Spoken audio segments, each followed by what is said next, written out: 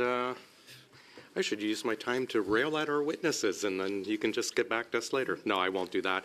I have to express my extreme disappointment with the government, and I understand what they're trying to do here, which is what we've seen in the past from this, the Liberals' is a guillotine motion to stop us from studying the various scandals that this government has been involved in.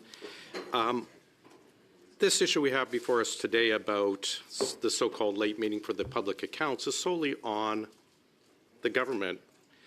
This is, from what I have seen, the latest that we have actually had a tabling of the public accounts in history, and I advise anyone or welcome anyone to send me an email or a text if I am wrong. I've had the Library of Canada look into this, and we've had December tablings before, but never this late, also on basically the final day of the House of Commons. If it wasn't tabled yesterday, there is a legal requirement to have it done by the 31st, but the House isn't sitting then. We would actually be having the public accounts tabled in the House at the end of January. As it is, I think it's 261 days after year end. For those, for the 3 or 4 people watching at home, hi, Mom. And I'm sure the other 2 is my wife and one of my 2 sons, because one of my other sons has a better life and better things to do. Canada's fiscal year end is March 31st, and we're now into December. The Toronto Stock Exchange, TMX, TSX, requires any publicly listed company to have their accounts publicized, I think it's within 30 days. If the Government of Canada was on the TXS, we would be delisted for not having the accounts open. And why is this important? Well, several reasons. One is accountability, but parliamentarians are asked and tasked to vote on expenditures. We just had supplementary estimates come out. It was $26 billion, and we were asked to vote on these before we even knew if there was any money in the bank. Whether we were told, it was like going to, imagine like going to a bank and asking for a mortgage for $20 million for a house, but telling the bank, you have to tell me yes or no before I'll tell you if I have a job or if I have money in the bank or finances or the ability to pay that. And that's what the government has done with the delays of the public accounts. The supplementary estimates were reported, I think, 2 weeks ago, $26 billion forced to vote on before we found out the government blew 55% past their previous guardrail. Fired deputy leader and fired finance minister Chrystia Freeland has stated that was our $40 billion deficit was our guardrail. We would not go past it. It had as much credibility as Barack Obama in Syria drawing his red line in the sand about chemical weapons. Oh, went over that. Well, here's a new line in the sand over slaughtering Kurds. Oh, line in the sand. They blew by it. We voted on it after being assured repeatedly that we would not go past a $40 billion deficit. And yet, what was the deficit when we actually found out yesterday, weeks after we approved the supplementary spending? $61 billion. We should have had this information long ago.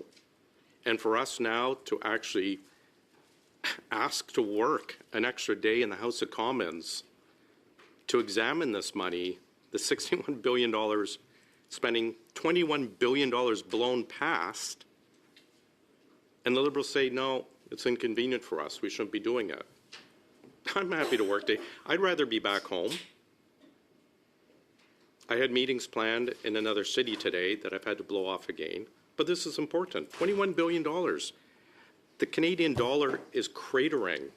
It's lost 4 cents. If anyone around the table is heading, or the 3 people, maybe 4 now, watching at home are heading to the States over Christmas, the dollar's cratered 4 cents already in the last couple months. Now we have a financial crisis we have a finance minister. Well, maybe we don't. Well, maybe it's Francois Champagne. Well, maybe it's not. Well, who's next up? Randy Bossino. Like, how bad is the government that they don't even know before they're firing their finance minister to have the next one lined up? Apparently Mark Carney was lined up. And you have to ask, like, this is twice that he's gone to the altar apparently, and then no-showed. How many more times is the government going to plan a wedding for Mark Carney just to have him show up and leave all the guests at the table, waiting and wondering at the church what's going on with them? But it's like they couldn't even update the required succession planning for who the finance minister is. Okay, maybe they couldn't have put publicly on their website that it was Mark Carney because they had to hide it from Miss Freeland at the time. But surely, like, why was Randy Bossino on that? The disgraced former EDC or ESDC minister. Yes, Ms. Khalid. I believe that the debate is specifically on scheduling the meetings from tomorrow onwards to January 26th. So I question the relevance. He is well within his right. This is relevant, and it is not repetitive, and he's not reading. Mr. McCauley, you have the floor.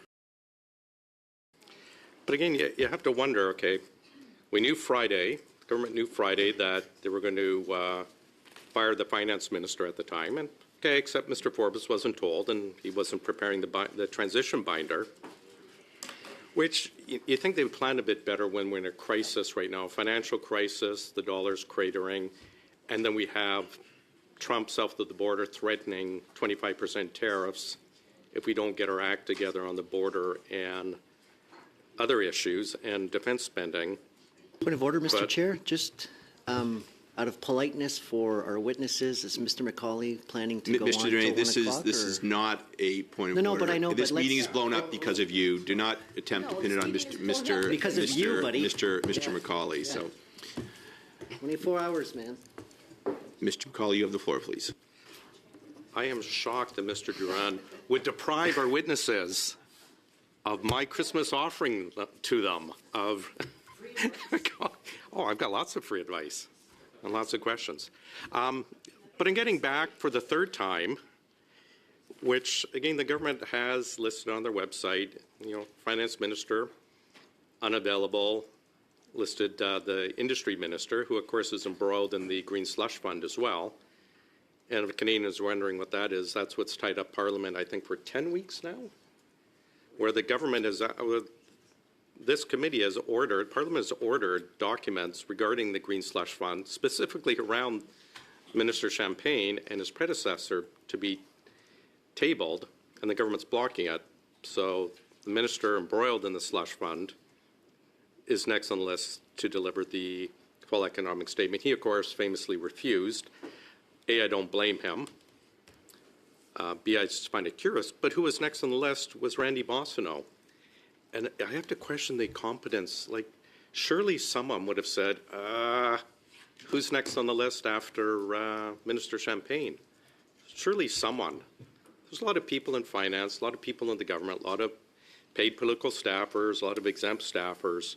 Surely someone should have said, hey, isn't this the same Randy that just got thrown out of cabinet for falsely claiming Indigenous status? Of course, someone would have said, well, actually, he was thrown out of cabinet for perhaps continuing his business with Mr. Anderson, or perhaps it was one of the other reasons he was thrown out of cabinet. But surely someone could have, in crisis mode, when they were going through the list, have known, maybe we should put someone else up on the list.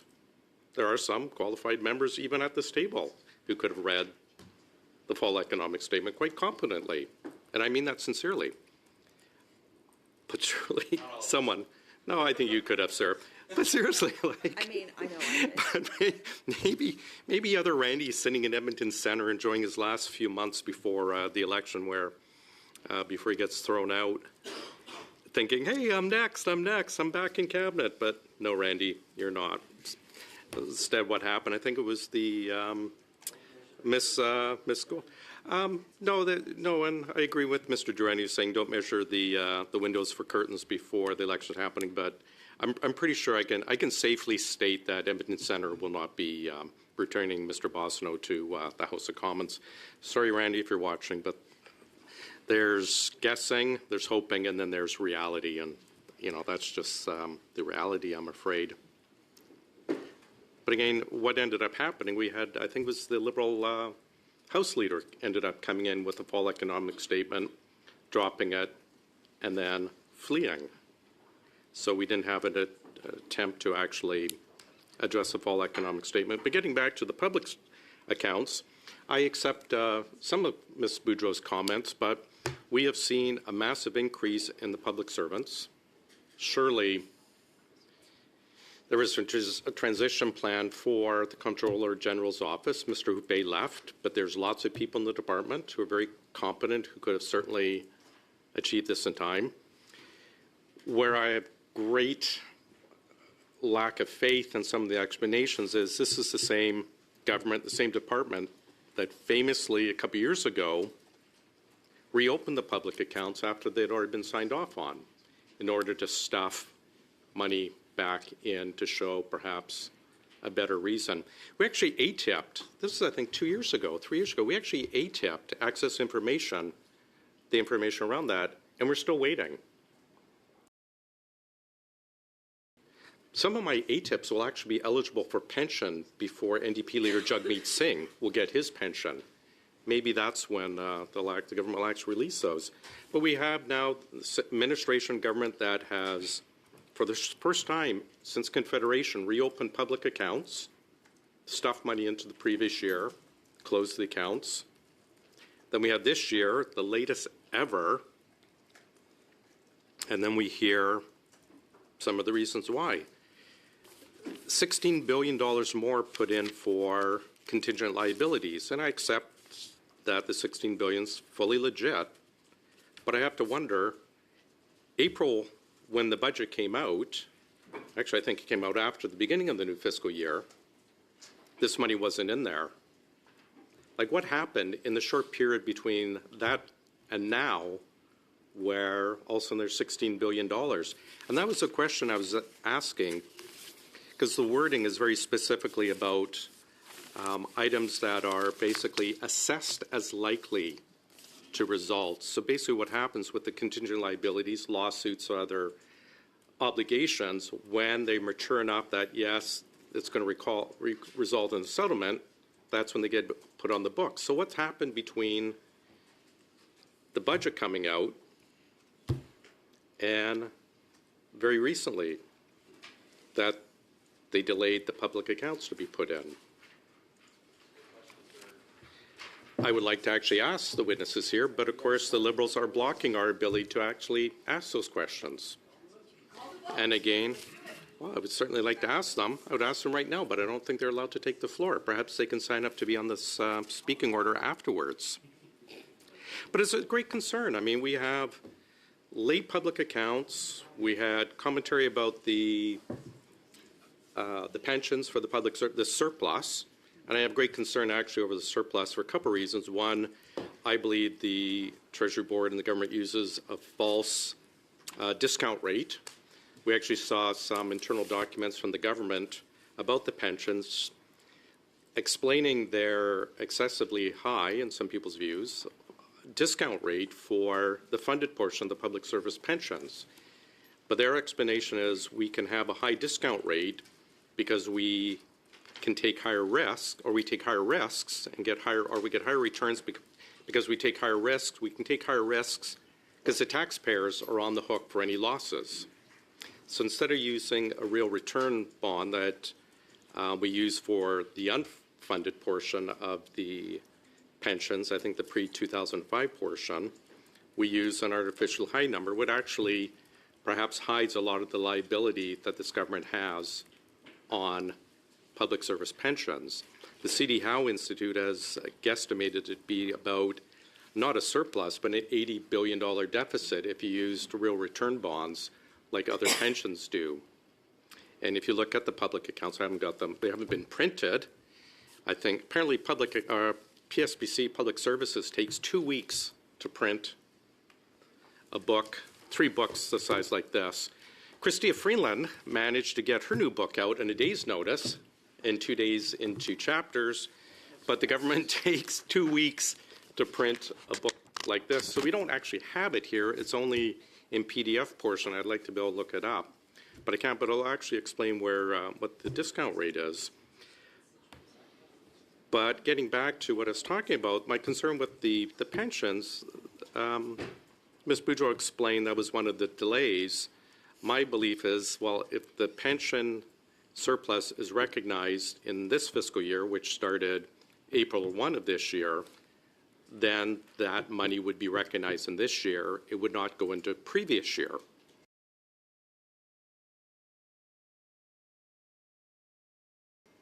So I'm not sure why that pension money, and Mr. Canning's brought it up, and my colleague from the bloc brought up the pension as well. We certainly like to ask those questions, but of course, the government is blocking our ability to look at that.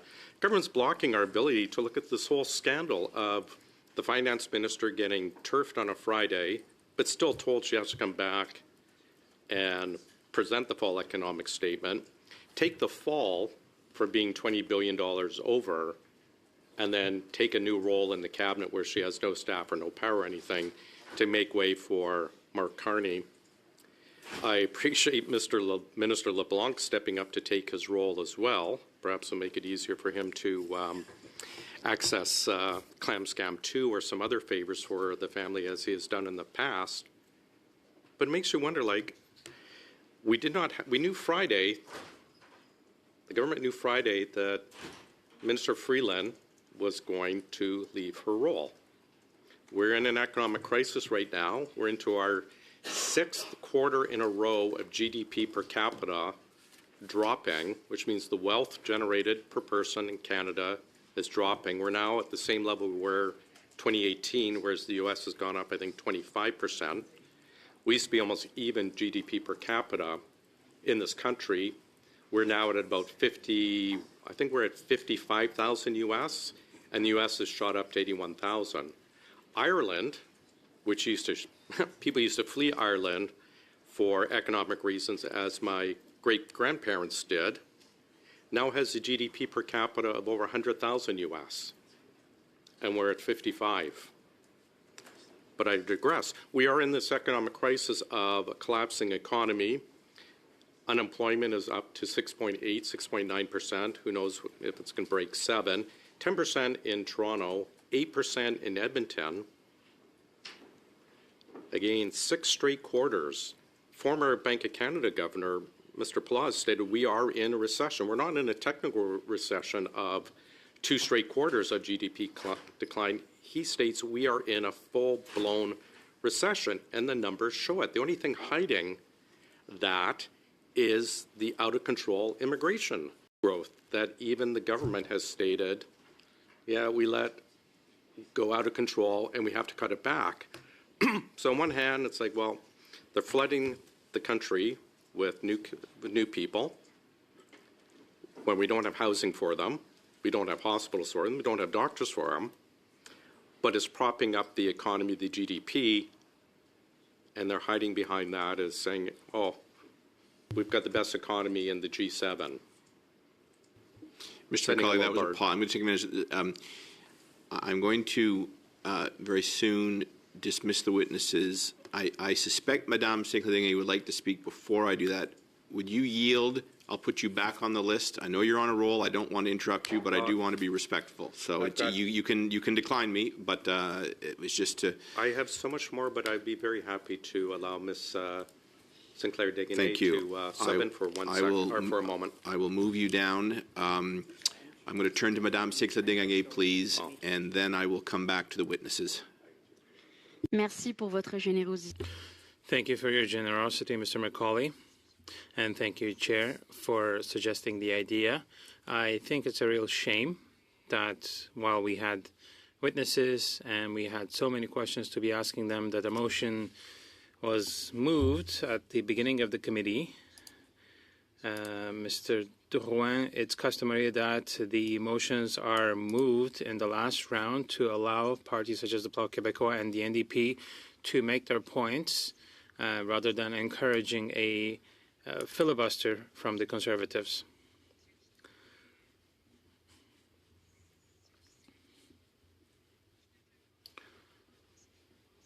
So it's really both sides of the House that don't want to see the House or the Parliament make any progress or get any work done. Even with the short notice and everything, I'm really disappointed. The subject of the motion doesn't really interest me that much because we really had the witnesses and we could be talking to them instead of doing this. So I will cede the floor back to Mr. Macaulay, who will probably take us to the end of the committee today. Once again, I'd like to underline that this waste of time is really, really unfortunate, and we could have and should have avoided this. Thank you. Thank you very much. Khalid is not in the room. I will go to the next person. That is, no, I'm going to move you down to the bottom. But, well, it's Mr. Jamil, so I will see you instead, since I'm sure Mr. Giovanni, pardon me, would be happy to yield his spot to you, Mr. Macaulay. Thank you. One thing I do want to address, besides, just how disappointed I am that we're not able to ask witnesses these questions, it's important stuff, is the motion actually blocks committee from meeting. They may claim that under 1064, which for those watching at home, maybe 5 of you now, a 1064 is a procedure that if 4 members of this committee writes to the chair, we can force a meeting, but it doesn't actually allow meetings to delve into the scandals of the Green Slush Fund, the scandal of the SEBA loan. Mr. Macaulay, sorry, just hold your thoughts. The witnesses are excused. Thank you very much. We will see you all again in the new year. I appreciate you coming in today, and I apologize I wanted them for here this to berate them. needless delay.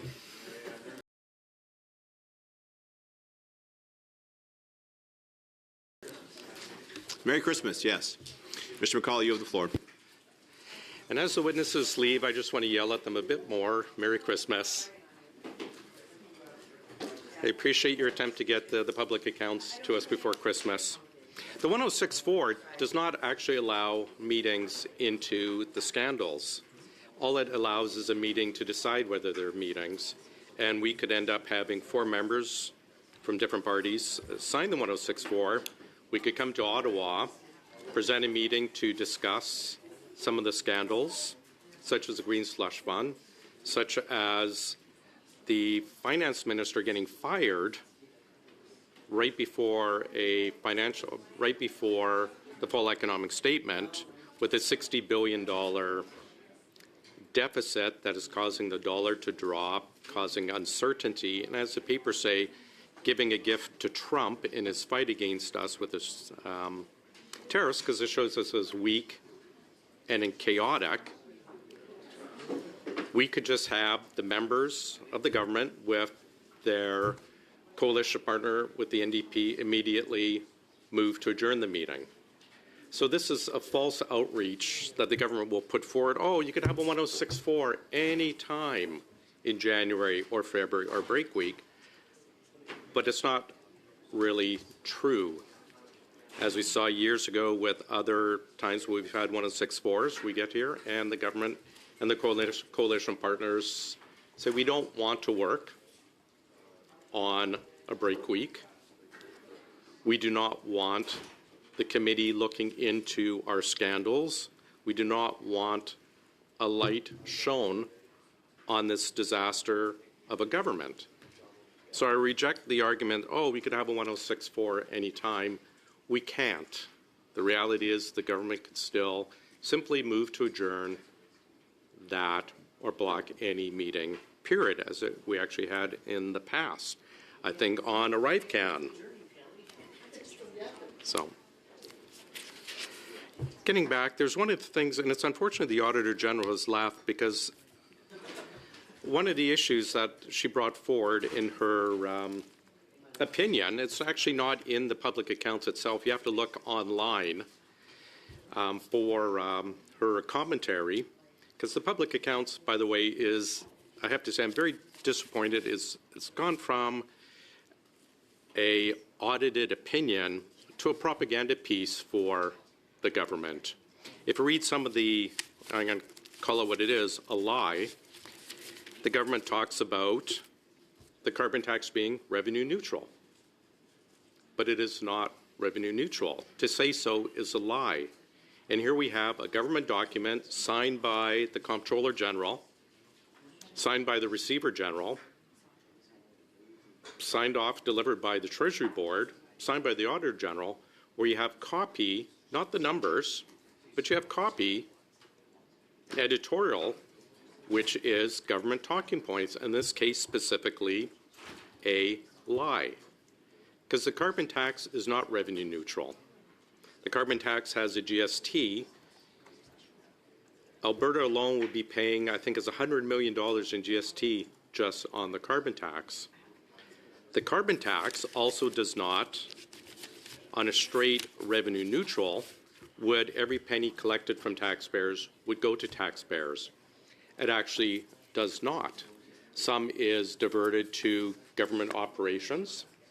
I think a couple years ago, $100 million was diverted to government operations. Some is diverted to small and medium enterprises. So therefore, again, it is not revenue neutral. It is, again, being used a bit as slush fund. I've got it somewhere in my papers, and I hope to be able to refer to it. The OECD, in their description of revenue neutral, states that it is money that cannot, taxation money that cannot be used to discriminate or push spending patterns a certain way, which is exactly the whole point of the carbon tax. And I'm not arguing what the intent of the carbon tax is, which is to drive up prices one way and force habits perhaps another way toward less carbon intensive. That is the whole point of the carbon tax. But the OECD states that such actions means it is not revenue neutral. So here we have the OECD basically saying that the carbon tax, just the idea of a carbon tax, is not revenue neutral.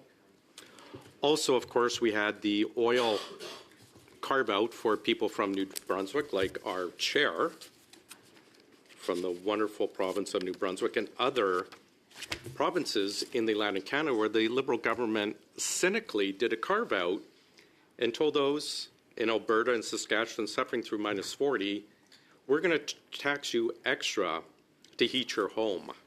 We're going to tax you more despite the fact you have some of the coldest temperatures in the country. But in areas where we're polling very poorly and are getting pressure from our MPs because they're going to lose the next election, we are going to give you a carbon tax carve-out. So again, it violates the whole neutrality of a carbon tax, but further violates the definition of the carbon tax as stated by the OECD. But I'm getting back to the carbon tax, and I read, the federal pollution pricing system is revenue neutral.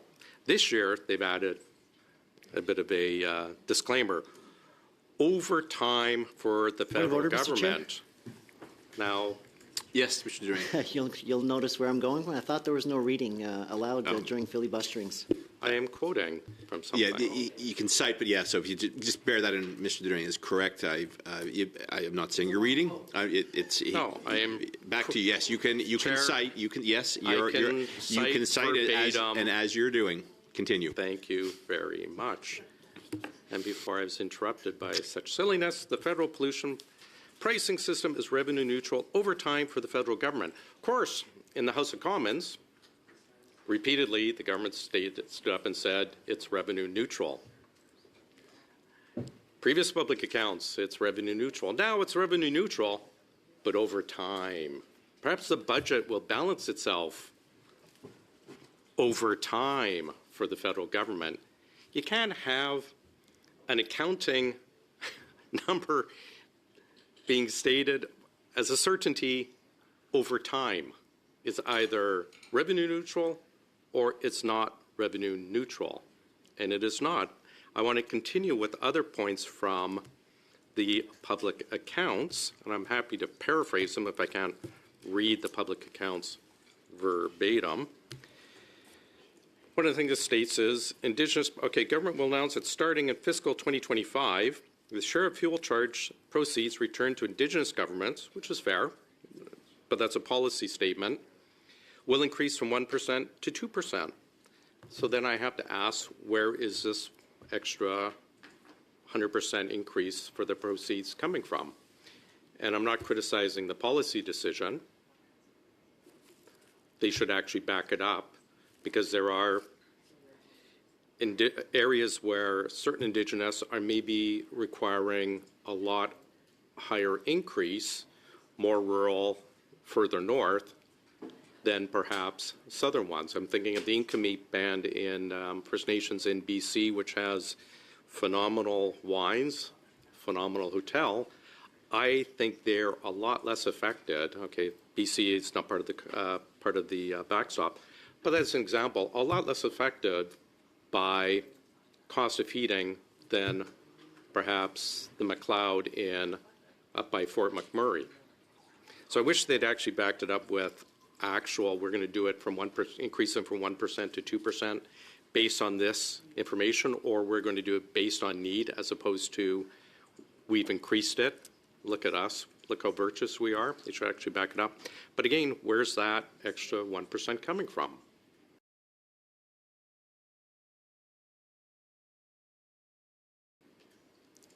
It's coming from the general pool. Possibly that makes it non-revenue neutral. Further, as announced in Budget 2024, the government will return proceeds directly to small and medium enterprise businesses and provinces where the federal fuel charge is in place through Canada Carbon Rebate for small businesses, a new refundable tax credit. If you recall, this was announced several years ago. And again, where's this money coming from? If it's coming from in the year for the year, as the public account states, then how can it be revenue neutral, and where's this money coming from? And where was the money that they collected since 2019? It's several billion. It's not noted in the public accounts. It's not noted as what I can see in the fall economic statement. So is it coming from general revenues? And does nothing, of course, to address two issues. And I wish our witnesses were here so we could ask. I wish our previous witnesses from the EDC, which was administering the CEBA, I could ask them, but of course that was blocked by Liberal motions, guillotine motion as well. The government is going to return several $billions to small and medium enterprises to offset carbon tax that they had to pay, which was wonderful. Why so late? Where's the money coming from? But what happened to all the companies that have paid into it from 2019 to 2024 that have gone bankrupt or in receivership? Will they be receiving the money? For the CEBA money, are we going to have assurances that none of the money, none of this carbon tax rebate money is going to go to the many thousands of companies that have defrauded taxpayers?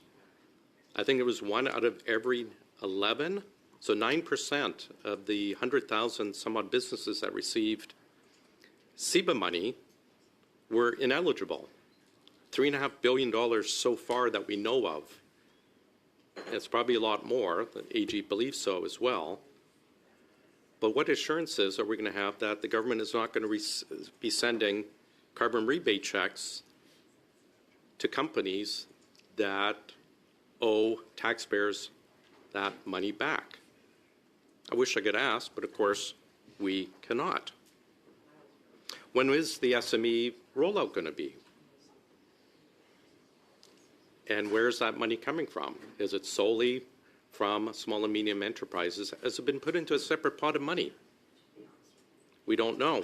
One of the funny things about the payment for the carbon tax rebate, it used to be on a year-to-year basis. So money collected in a year was paid out in a year. Of course, now it's done quarterly. And of course, with cash accounting, it's recorded when it's paid out. So if I get a check in the fiscal year, if I get a check, for example, April 5th, that's 5 days into the new year, but it was money collected in the past year. So that money collected will be accrued in 1 year, but the payout will be showing in the next. I believe the government has actually changed this a couple of years ago when it actually brought up in this very committee how it wasn't revenue neutral, how money was being taken by the government to fund other programs within the government. And it was actually right in the public accounts where they admitted it. And lo and behold, what happens next year? Oh, it's done on an offset. So when we asked Finance and the AG, what is the money coming in, money going out, rebated? Oh, we don't know. it's on a different calendar now, because now it's collected one year, perhaps paid out another, because of course now it's paid out quarterly for money that was collected the previous year. Did they do it to hide it? You know, there's Hanlon's razors, you know, don't attribute to malice, which is more attributed to incompetence. This time, I'm really not sure. And of course, there's the, as I mentioned, the oil heater, the heater, the cutout for New Brunswick and other provinces. There was one finance document stating that, of course, there's a huge carve-out for oil heating in Atlantic Canada. I used to live in Newfoundland. Our house was entire baseboard, electric baseboard heaters, but a lot of my, when we're looking for housing, a lot of them actually had oil heaters attached to the house or even buried. But the government said that, okay, we're going to carve out, they're not going to charge GST or carbon tax on the oil heating. Therefore, there's less money collected. Makes sense. Therefore, it would make sense that less money would be distributed because, of course, it's carbon neutral. Anything collected will be returned. But we have a finance document that actually stated there won't be a reduction in the rebates. So where's that money coming from? Are people in Alberta who are paying to heat their homes, paying high carbon tax into general revenue, subsidizing the Atlantic provinces? We actually asked that in finance, and they stated, no, it's only what is collected. But it's like, but we have a statement saying there wouldn't be a reduction. So you can't collect less taxes and still pay out, but apparently that's what the government is doing. I wish I could ask them. Oh, actually, here it is. Sorry, I apologize. I had it right in front of me the whole time. I am going to read a quote. I'm not reading notes. I'm reading a quote from the OECD, Fundamental Principles of Taxation. Why would I have this? Well, why wouldn't I? As I mentioned last week, I actually have a copy of the Royal Bank of Scotland analysis on flow-throughs for pricing for energy costs, because who wouldn't have that study on their laptop? Anyways, a neutral tax will contribute to efficiency by ensuring that optimal allocation of the means of production is achieved. A distortion and the corresponding dead weight will occur when changes in price trigger different changes in supply and demand that would occur in the absence of the tax. In this sense, neutrality also entails that the tax system raises revenue while minimizing discrimination in favor of or against any particular economic choice. And that is the exact opposite of the carbon tax. A distortion and corresponding deadweight loss will occur when changes in price trigger different changes in supply and demand. And I fully accept the carbon tax is meant to change demand. We jack up the carbon tax. Another increase is coming April 1. We're going to increase, I think it's another $15 a ton. It's going to be another 11 cents a liter. Its intent is to change your choice of habits or the demand for gasoline, the demand for home heating.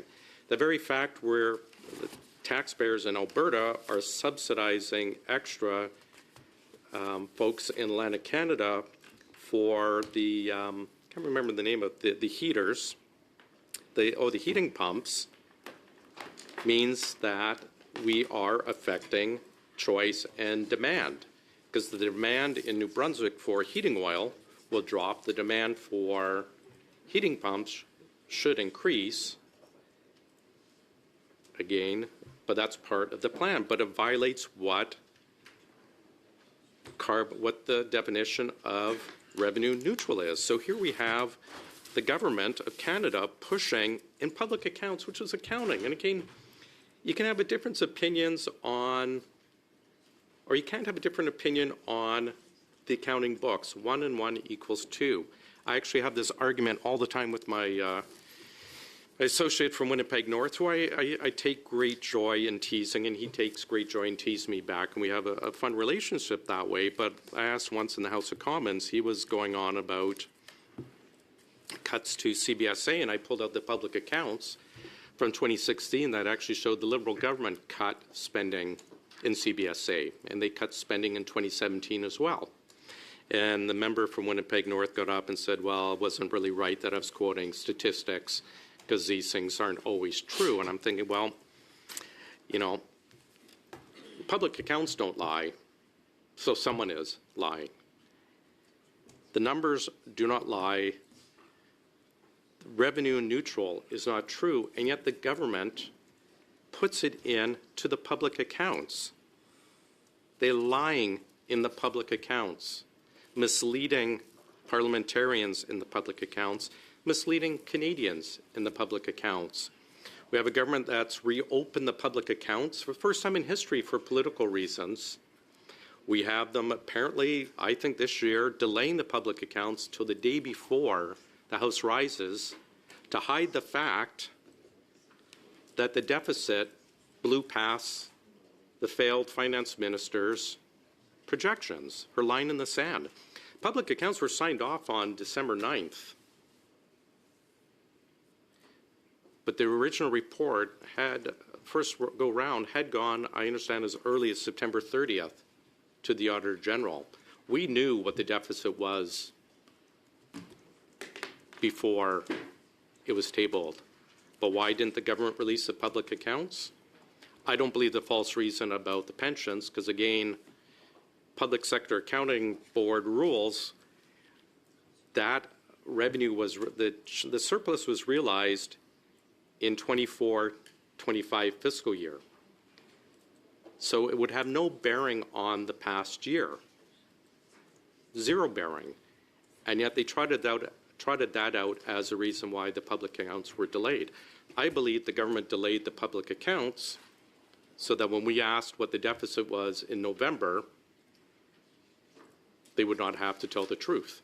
When we asked in October, they would not have to reveal to Canadians that they blew past their line in the sand. And I believe that is why when we asked last week, repeatedly, what is the deficit, that the government would not release that information. And it's very curious, again, and one of the examples they used was $16 billion of contingent liability, and I accept that, but what I don't accept is what has changed since the budget was released, when they could have forecasted this, and very recently.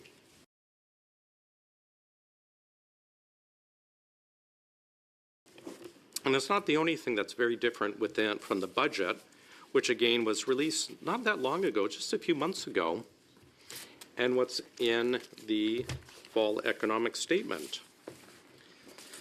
And I'm going to read again. I'm sorry if I'm triggering people, but I want to read from the public accounts from 2022-2023, which is 2 years ago, which again, remember we had the $40 billion line in the sand, and we had a commitment to a declining GDP, debt to GDP.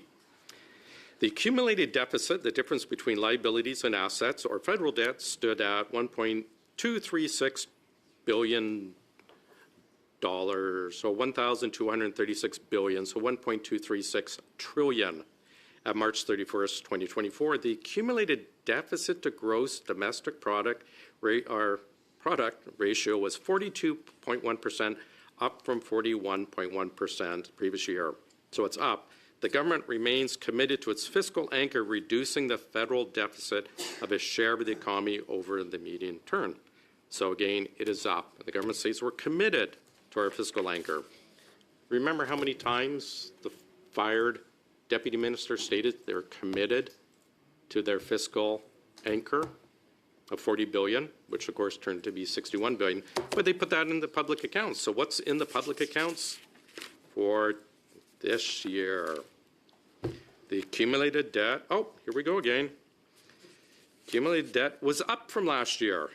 The debt to GDP ratio was again up from last year. The government remains committed to a fiscal anchor, reducing federal debt. The exact same wording in 2022 public accounts. The government remains committed to its fiscal anchor of reducing federal debt. A year later, the government remains committed to its fiscal anchor, reducing federal debt. Again, accumulated debt to GDP was up. So here we have the government in its public accounts admitting that higher, they went up, but apparently higher is lower, because when you have a fiscal framework, when you have a debt to GDP anchor, when you have a line in the sand, apparently you can lie about it. You can't lie to Canadians about it. The accounting numbers don't change, but you can say that somehow down is up and left is right, and apparently to the government, wrong is right. Which leads into public debt charges. Public debt charges were up $12.3 billion, or 35%, largely reflecting an increase in the average effective interest rate on interest-bearing debt, offset in part by lower consumer index adjustments on real return bonds. If you remember, I talked about real return bonds and the public service pension plan. If real return bonds is dropping, the discount rate should not be so high, but I digress. The Deputy Prime Minister states, we forecast in this fiscal year, et cetera, pushing our debt into bonds with a longer maturity ensures that Canada's debt servicing costs remain low. She repeats that in the House. And yet they state that interest payments have gone up. So how much the taxpayers lost because the government didn't invest in longer bonds as they stated they would? Argentina was able, despite their economic problems, able to float a 100-year bond. There's 50-year bonds available, and yet, despite the government stating twice or several times, both publicly in their previous fiscal update before she was fired, and in the House itself, don't have to worry about the debt charges, our interest charges, because we're buying long-term bonds. If we recall, a couple years ago, Glenn McGregor, I think he was with CTV at the time, asking the PM about the threat of very high servicing costs, and the Prime Minister looking condescendingly at him in that special tone of his. Interest rates are at a historic low, Glenn. But what happened? They didn't stay at a historic low. They went up, and we see a mass 35% increase in interest payments. I wish we had finance officials here so we could ask how much the out-of-control money printing led to the higher interest rates that led to the higher debt that somehow the government couldn't figure out. If I'm doing out-of-control money printing, and I know I'm going to be doing that, and I know it's going to be causing an inflation, you think I would also know, you know what, insider trading, I'm going to go and push our debt purchasing, bond issuing, far into the future to lock in its lowest rate possible, but of course we didn't. In just a couple years, 2022, the budget came out. Of course, the budget always forecasts out in 5 years, 4 years into the future costs.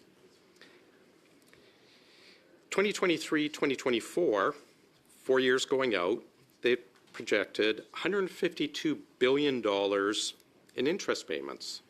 This was not a long time ago. This was not in 1990. This was a very short time ago. The 2023, 2024, the 2022 budget. We started out, again for 4 years, $152 billion in interest payments, which is a hell of a lot. The fiscal update that just came out, presented by some random Liberal cabinet minister, because I guess Randy wasn't available, $212.8 billion in interest. So interest on the debt in for over 4 years has gone up $60 billion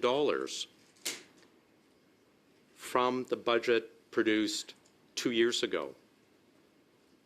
Think about that.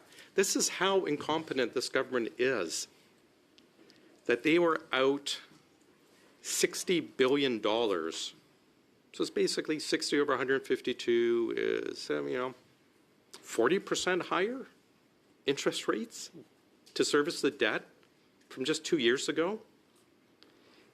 Came up in the supplementary estimates A. In OGO, we asked, they had $2 billion for higher interest rates. It's like, Well, the A's come out shortly after the mains, which was shortly after the budget. How did you not how could you be out $2 billion to be coming to Parliament just a couple months into the year saying we need $2 billion? Because a couple months ago, we misforecasted what the interest payments were going to be. Like, is anyone in this room, anyone of the 5, 6 people watching, think 2 years ago, I'm going to be out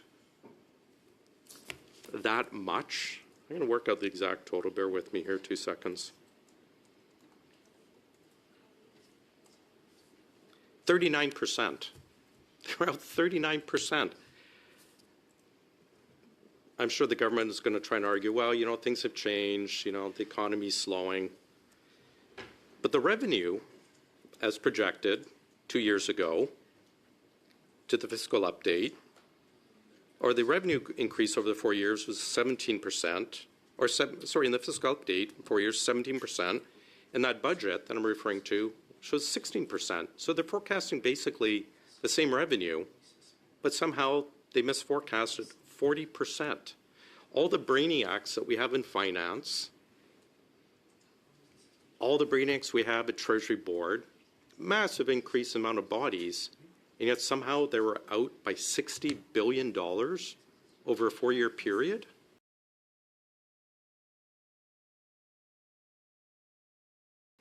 And what the deficit, the interest payments, not just the deficit. I mean, the deficit, they're only out $20 billion on the deficit over a 1-year period. That's almost the same, just in interest payments. $60 billion. We will collect maybe $200 billion in GST. So they were out like 30% of the value of the GST in just a 4-year, in just over 4 years, but just from 2 years ago. And again, this is not like turn of the century or perhaps Critch and Martin era or Stephen Harper era or even early Bill Morneau era forecasting for it. This was the now fired finance minister herself 2 years ago, missing interest payments by $60 billion. That was actually probably the second largest line now in the budget after OAS, greater than what we're actually paying to provinces for healthcare support.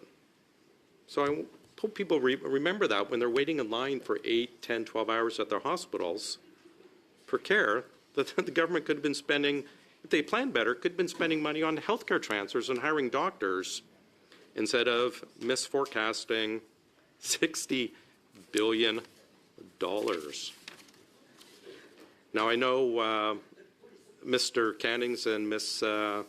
Sinclair Deguenet were talking about the public service pensions earlier.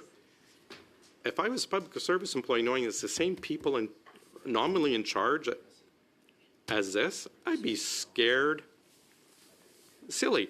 But good thing for them, the actual taxpayers are on the hook for public sector pensions. So even though there is a surplus, it doesn't affect the public servants one bit. Just the same as if there was a deficit, it would not affect them one bit because they're guaranteed by legislation. The same with the pre-2005 pensions, which is not funded separately as post-2005.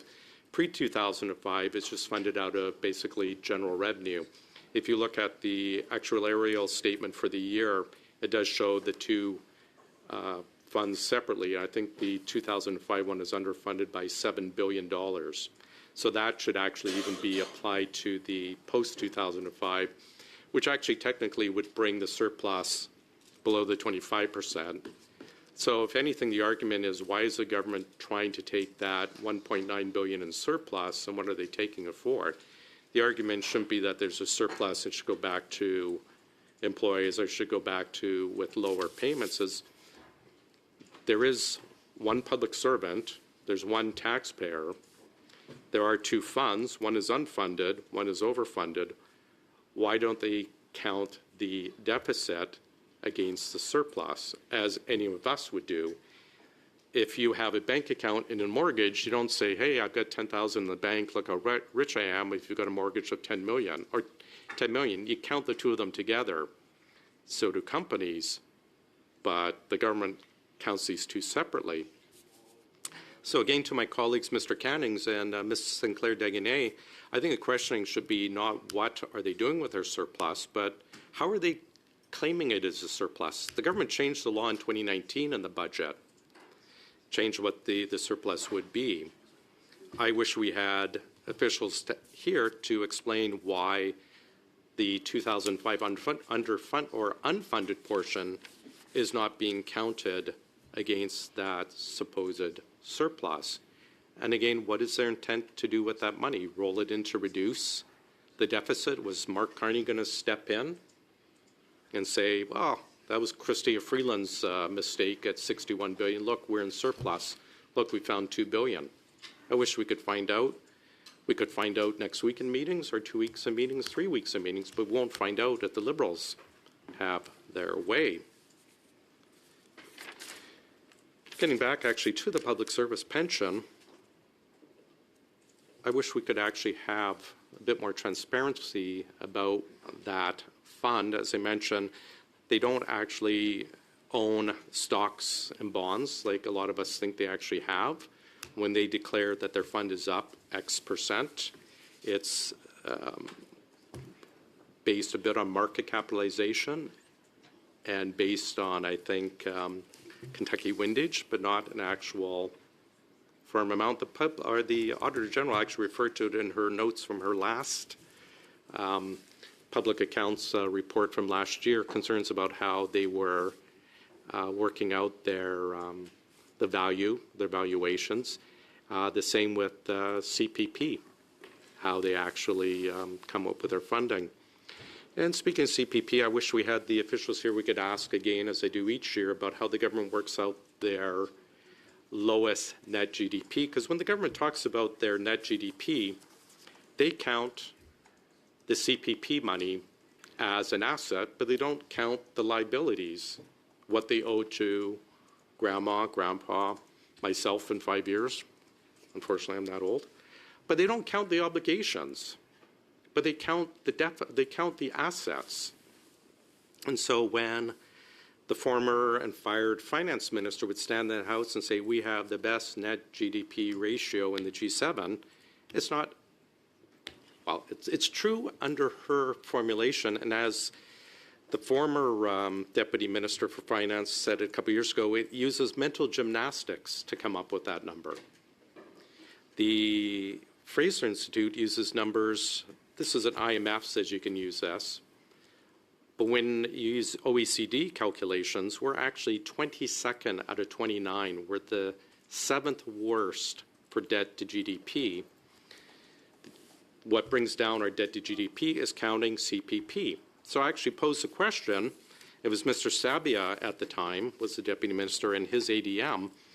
You know, the only way you can count the CPP as an asset is if you have access to use it. And Mr. Sabia actually started, well, yes, that is. And then he caught himself because he did not want to say the truth, which is you can only count that asset, the CPP, the money set aside for seniors, paid for by seniors and their companies, not paid for by the government, but half paid for by taxpayers and half paid by their company into the fund. The only way you could count it for financial or accounting reasons, according to the IMF, is if the government could access that money for operational reasons.